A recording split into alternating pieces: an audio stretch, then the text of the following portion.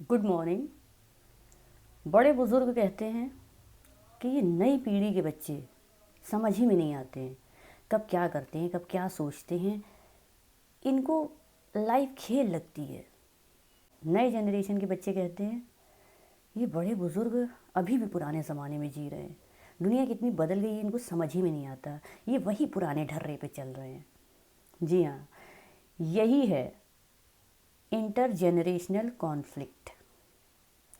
पीढ़ियों के मध्य अलगाव, वैचारिक दूरी, वैचारिक संघर्ष, एक दूसरे की भावनाओं को न समझना, एक दूसरे के विचारों से इत्तेफाक ना रखना। आसान शब्दों में यही है अंतरपीढ़ी संघर्ष। आज का हमारा टॉपिक है अंतरपीढ़ी संघर्ष या इंटर जनरेशनल कॉन्फ्लिक्ट।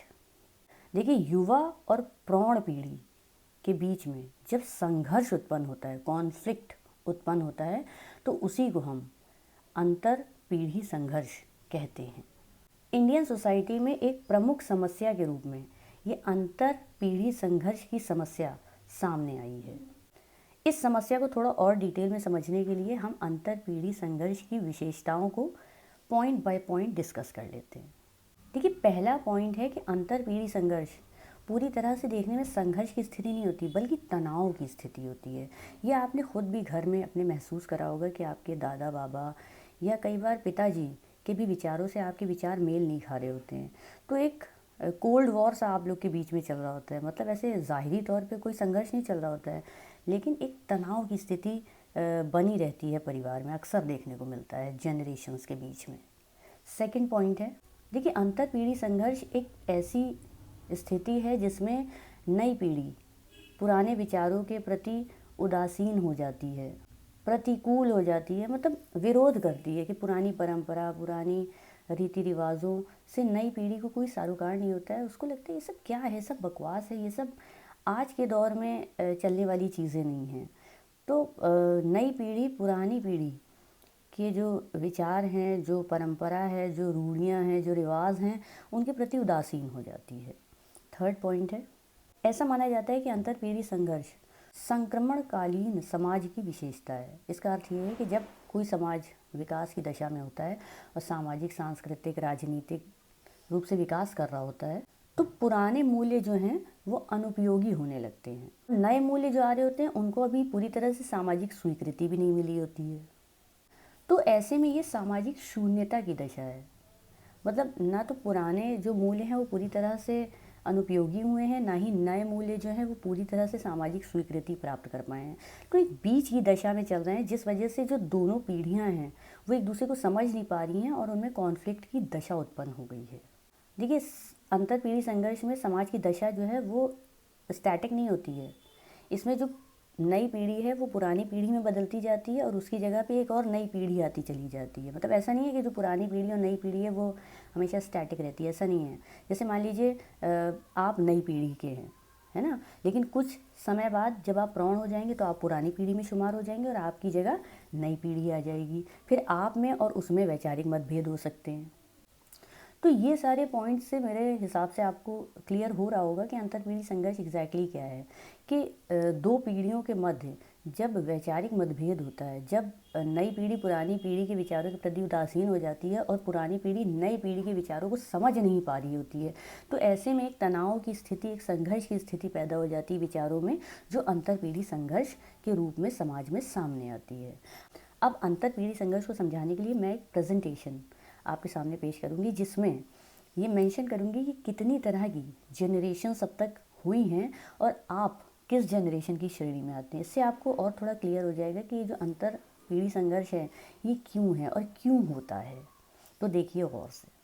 देखिए, सुकरात ने 400 ईसा पूर्व ही हमको बता दिया था कि जो इंटर जनरेशनल कॉन्फ्लिक्ट है ये कोई नई चीज़ नहीं है, ये सदियों पुरानी चीज़ है। और सुकरात के जो वक्तव्य हैं वह पढ़िए गौर से, मैं आपको समझा रही हूँ। ये आज भी इसके मायने बिल्कुल सही साबित होते हैं इंटर जनरेशन कन्फ्लिक्ट के आधार पर। सुकरात ने कहा था, the children now have luxury, they have bad manners, contempt for authority, they show disrespect for elders and love gossip in place of activity। अब इन वक्तव्य को आप देखिए जो 400 वर्ष पूर्व, मतलब 400 ईसा पूर्व, वर्ष पूर्व नहीं, ईसा पूर्व सुकरात ने कहे थे, वो आज भी पुरानी पीढ़ी के वक्तव्य लगते हैं। कि आज भी आप देखिए आपके जो पुरानी पीढ़ी के लोग हैं वो नई जनरेशन को इसी तरह से एड्रेस करते हैं कि आजकल के बच्चों को खाली जो है विलासिता पसंद है, उनके बड़े मैनर्स, बहुत बैड मैनर्स हैं उनके, वो बड़ों की बात नहीं मानते हैं, वो बड़ों की इज्जत नहीं करते हैं और खाली जो है अपने मज़े में मस्त रहते हैं। ये शब्द आपने आज भी सुने होंगे, आज के समय में भी। तो आप सोचिए कि इंटर जनरेशन कॉन्फ्लिक्ट कितनी पुरानी समस्या है कि 400 ईसा पूर्व सुकरात ने जो शब्द कहे वो शब्द आज भी पुरानी पीढ़ी नई पीढ़ी के संदर्भ में कहती है। अब हम देखिए बात करेंगे कि कितनी तरह की जनरेशन अब तक हुई हैं और आप किस कैटेगरी में आएंगे, ये अब आप देखिएगा। तो देखिए, सबसे पहले जब से हम जनरेशन्स का कैटेगराइजेशन करते हैं तो हम सबसे पहली जो जनरेशन जिनको हम मेंशन करते हैं वो द ग्रेटेस्ट जनरेशन्स हैं, जो कि 1924 से पहले पैदा हुई। और इस कैटेगरी में जो महान एक जो व्यक्ति आती हैं वो इंदिरा गांधी आती हैं। एक एक महान व्यक्ति इसलिए यहाँ पे डिस्कस कर रही हूँ ताकि आपको एक आइडिया मिल सके कि अच्छा ये पर्टिकुलर व्यक्ति इस जनरेशन से बिलोंग करता था, तो वो इस तरह का था। दूसरी कैटेगरी आती है द साइलेंट जनरेशन की। ये वो लोग हैं जो 1924 से 1945 के बीच पैदा हुए। उस वक्त पॉप कल्चर का प्रादुर्भाव हो रहा था, मतलब नए नए वेस्टर्न कल्चर के साथ हम संपर्क में आ रहे थे और हम उसको समझ रहे थे। तो धीरे धीरे हम पुराने अपनी जो परंपराएं हैं, रीति रिवाज हैं, उनसे इतर होकर नई जो है संस्कृति को भी अपने में आत्मसात करने में लगे हुए थे। तो पॉप कल्चर का इस वक्त प्रादुर्भाव हो रहा था। इस वक्त के जो फेमस दो लोग हैं जिनका नाम मैं मेंशन कर रही हूँ, जॉन लेनिन और एल्विस प्रेस्ली। थर्ड जो जनरेशन आती है वो बेबी बूमर जनरेशन है। बेबी बूमर जनरेशन इसको इसलिए कहते हैं कि ये वो वक्त था जब आज़ादी हमको हासिल हो गई थी और जितने भी विकासशील देश थे उनका अब ये एक टारगेट था कि जनरेशन को बढ़ाया जाए। इसलिए इस जनरेशन को बेबी बूमर जनरेशन कहा जाता है। ये 1945 से 1964 के बीच जो लोग पैदा हुए हैं वो बेबी बूमर जनरेशन में आते हैं। ये लोग बहुत एक्टिव थे, फिज़िकली फिट रहने वाली जनरेशन थी। मतलब इस वक्त की जो जनरेशन थी उसका ध्यान गया कि हमें फ़िज़िकली फ़िट रहना, थोड़ा सेहत पे ध्यान देने वाले लोग हो गए। और इसी वक्त पहला टेलीविज़न लॉन्च हुआ था, तो चलचित्र के हम संपर्क में आ रहे थे। इसी वक्त रॉक एंड रोल म्यूज़िक आई थी। तो ये वो समय है जब लोग जो हैं थोड़े हैपनिंग लाइफ जीने की तरफ उनका तवज्जो था, थोड़ा एक्टिव रहने वाले लोग थे और फिट रहने वाले लोग यहाँ से शुरू हो रहे थे। तो इस कैटेगरी में जो दो फेमस लोग हैं वो बिल क्लिंटन और बिल गेट्स, इनका नाम तो आपने सुना ही होगा। नेक्स्ट जो जनरेशन आती है वो जनरेशन एक्स है। जनरेशन एक्स जो 1965 से 1980 के बीच जो पैदा हुए वो जनरेशन एक्स की कैटेगरी में आएंगे। इस समय MTV का प्रादुर्भाव हो रहा था, मतलब लोग बिल्कुल वेस्टर्न संस्कृति के संपर्क में आ रहे थे, उसी ढंग में रंगे ढंगे जा रहे थे। तो ये वो जनरेशन है। इस समय एक्सेलरेटेड कल्चर का दौर था। सॉलिड वर्क और लाइफ बैलेंस के फॉर्मूले पे ये जनरेशन जी रही थी। बहुत हार्ड वर्किंग थी लेकिन फैमिली सेंट्रिक भी थी, मतलब फैमिली को भी समय देना जानती थी हार्ड वर्क के साथ साथ। ये नहीं कि सिर्फ सेल्फ सेंटर्ड नहीं थी बल्कि फैमिली सेंट्रिक भी थी। तो ये वो समय है जिसमें ये जो दो महान जो फेमस लोग हैं, जो जेफ बीजोस और दूसरे सेलिन डियोन। जेफ बीजोस मैं आपको बता दूं अमेज़ॉन के फाउंडर हैं, जो दुनिया का नंबर 1 अमीर आदमी है इस वक्त। नेक्स्ट आती है जनरेशन वाई और मिलेनियल्स। ये है 1985 से 1996 के बीच पैदा होने वाले लोग। ये अपने पॉलिटिकल व्यूज़ में बहुत लिबरेटेड थे, मतलब अलग अलग विचारों का समावेश था और उदारवादी बात की जा रही थी, समाज को बदलने की, दुनिया को बदलने की इन लोगों में बहुत जुस्तजू थी। मैं आपको बताऊँ इसी जनरेशन को मैं भी बिलोंग करती हूँ। तो ये लोग उस वक्त बढ़ रहे थे, पल रहे थे जब इंटरनेट आ गया था और जनरल पब्लिक के लिए अवेलेबल था। मतलब हम लोग तब बड़े पले हैं जब इंटरनेट आ चुका था। ये वो लोग थे जो आउटसाइड द बॉक्स सोचने की हिम्मत रखते थे, मतलब जो हमेशा होता चला आया है उसमें जो हमेशा होता चला आया है उसको नहीं सोचेंगे, बल्कि कुछ नया सोचेंगे, कुछ नया करना है, कुछ नया कर गुजरना है। ये इन लोगों की स्पेशलिटी है।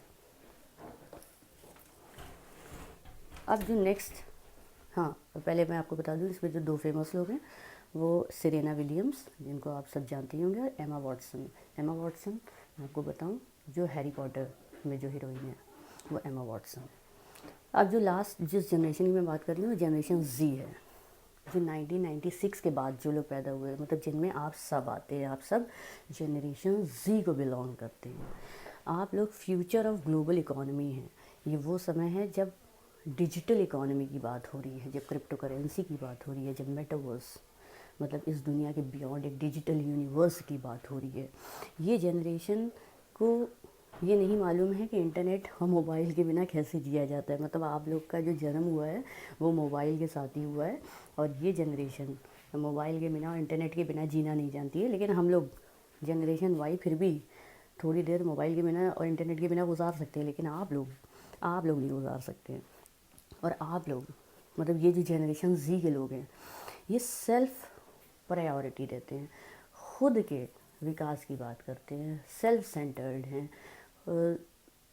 अपने बारे में सोच रहे हैं। दुनिया और ज़माने के बारे में ज़्यादा सोचना इन लोग को नहीं आता है। ये थोड़ा दुख की बात है, लेकिन ये जनरेशन इसी तरह से है।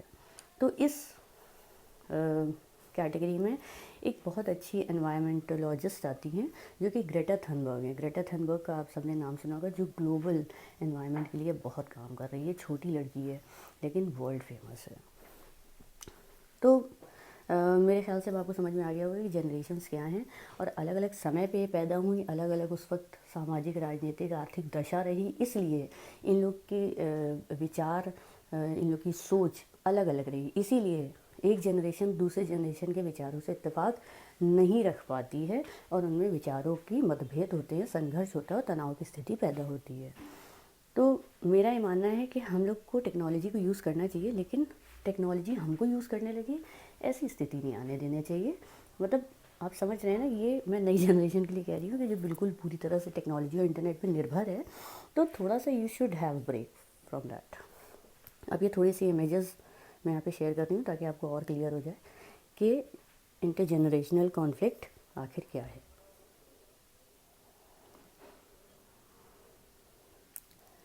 तो मेरे ख्याल से अब आपको क्लियर हो गया होगा कि इंटरजेनरेशनल कॉन्फ्लिक्ट क्या है, और मैं ये वीडियो इस नोट के साथ एंड करती हूँ। A father must lead his children, but first he must learn to follow. मतलब पुरानी जनरेशन को भी नई जनरेशन को समझने की आवश्यकता है, और नई जनरेशन को भी ज़रूरत है कि थोड़ा वो पुरानी जनरेशन की बातों को समझे। अगर हम पूरी तरह से पुरानी जनरेशन की बातों को नज़रअंदाज कर देंगे, और पुरानी जनरेशन पूरी तरह से हमको समझने से जो है मना कर देगी, तभी ये कॉन्फ्लिक्ट की स्थिति पैदा होगी। अगर हम दोनों जनरेशन्स एक दूसरे को थोड़ा थोड़ा समझने का प्रयास करेंगे, तो मेरे ख्याल से ये जनरेशन कॉन्फ्लिक्ट की जो समस्या है, इसको काफ़ी हद पे सॉल्व किया जा सकता है। तो ज़रूरत ये है कि आपके बड़े बुज़ुर्ग जो आपसे कह रहे हैं, आप थोड़ा सा उसको समझने की कोशिश कीजिए, और बड़े बुज़ुर्गों को भी ज़रूरत है कि नए जनरेशन के विचारों को वो भी थोड़ा बहुत समझने की कोशिश करें। तभी इस संघर्ष, इस तनाव की स्थिति से हम बच सकते हैं। तो आई होप आपको काफ़ी क्लियर हो गया होगा ये टॉपिक, और फिर भी आपकी कोई क्वेरी हो तो आप मुझे लिख के कमेंट में पूछ लीजिए। I will be happy to answer. Thank you.